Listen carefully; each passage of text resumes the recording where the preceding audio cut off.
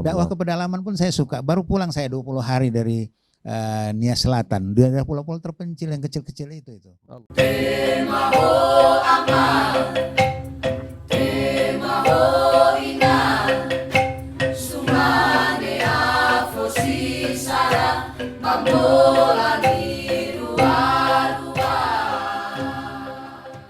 Salah seorang tokoh nasional kita.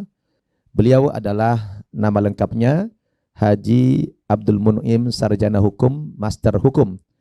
Beliau ini adalah mantan diplomat senior di Kementerian Luar Negeri. Untuk lebih jelasnya, kita sapa dulu beliau. Assalamualaikum Bang. Waalaikumsalam warahmatullahi wabarakatuh. Apa kabar Bang? Alhamdulillah sehat. Ustaz sehat. Sehat Alhamdulillah Bang. Dakwah ke pedalaman pun saya suka. Baru pulang saya 20 hari dari Nias Selatan. Daerah pulau-pulau terpencil yang kecil-kecil itu. Allahu Akbar. Yang sudah Abang rancang sekarang ini mungkin ada pemetaan dakwah ya. Kira-kira di daerah mana fokus Abang sekarang berdakwah ini?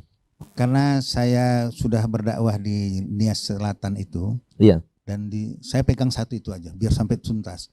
Karena saya bukan hanya dakwah di mimbar, saya sudah membangun dana abadi umat. Saya keluarkan duit, mereka nyumbang. Itu jadi modal mereka. Beberapa orang yang nganggur udah bekerja sekarang. Masya Allah. Kemudian mau dilanjutkan dengan ternak ayam bertelur.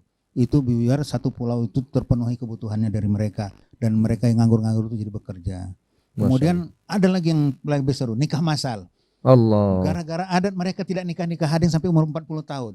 Iya. Gara-gara adat mereka tidak nikah-nikah hadin sampai umur 40 tahun. Iya. Ya, saya terenyuh itu bagaimana generasi mereka selanjutnya. Terus saya dekati pengetua adatnya, setuju. Ini nanti insya Allah bisa diadakan nikah massal dengan cara hukum Islam. Tapi bagi yang punya duit mau pakai adat silakan. Itu nanti seru Ustaz.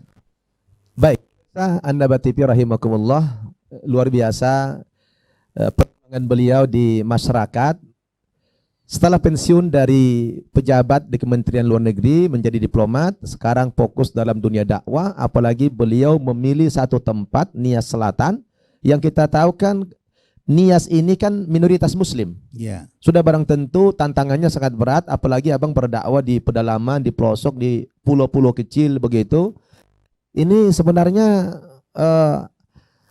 apakah Abang tidak terkejut? Artinya Abang selama ini kan biasa berada di kota-kota besar di negara-negara di luar negeri, tiba-tiba masuk ke pelosok yang terpencil gitu ya, di sana tidur sama nyamuk, ya, makannya ala kadarnya, tempat tinggalnya juga ala kadarnya.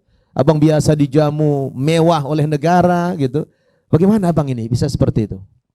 Inilah Ustaz, dunia dakwah ini yang tidak dipahami orang banyak, hanya dirasakan kita yang berdakwah ini. Subhanallah. Saya itu udah mencintai dakwah itu karena dari kecil udah itu pekerjaan saya.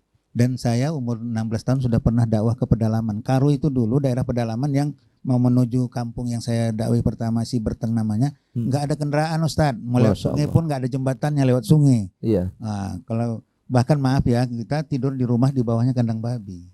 Masya itu dulu. Karena dari kecil saya udah ngalami itu.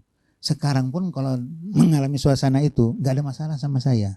Dan saya selama di Departemen Luar Negeri terakhir itu saya memilih tempat di daerah yang rawan dan berbahaya.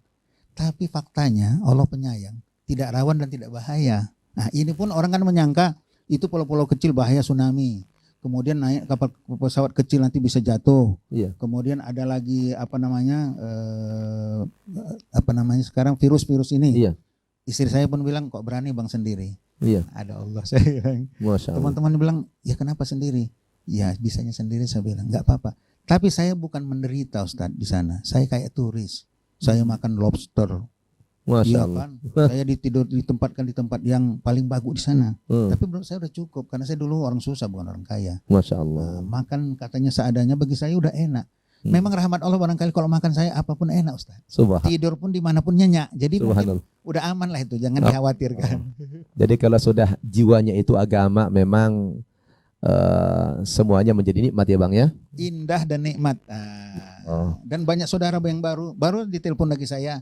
Iya. Mereka jadi tercerahkan dengan kehadiran saya. Kan bahagia kita. Allahu Akbar.